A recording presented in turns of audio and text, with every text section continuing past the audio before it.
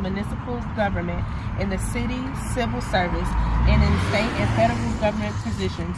On November 10, 1898, an armed mob of whites led by some of Wilmington's most prominent citizens removed from office the city's duly elected biracial government in what historians consider the only successful coup d'etat in the history of the United States. Between 1894 and 1896, a Republican populist coalition took control of the state government and several city governments, in part by appealing to African Americans. Democrats initiated a counterattack in 1898, appealing to white voters' racial fears, and portraying Wilmington, then the state's largest city, as an example of the dangers of the Negro rule. The Democratic press depicted African American males as a threat to Southern womanhood, a charge denied by Alexander's record. The state's only black men. To say this would happen if you let Negroes in office and let them rule the government.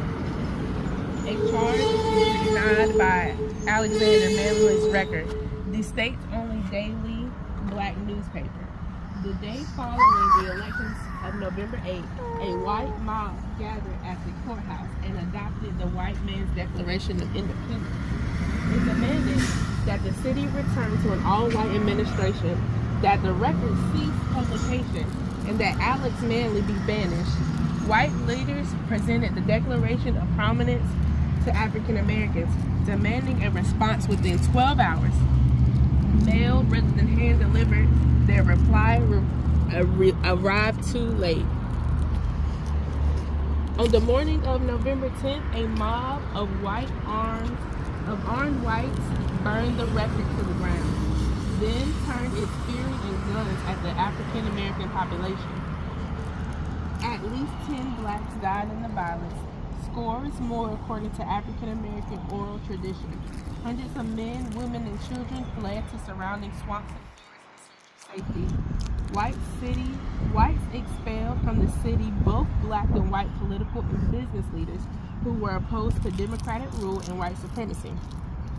The federal government ignored African Americans' appeals for protection, signaling Democrats throughout the South that it would no longer protect blacks from the violence. Wilmington's 1898 racial violence was no accident.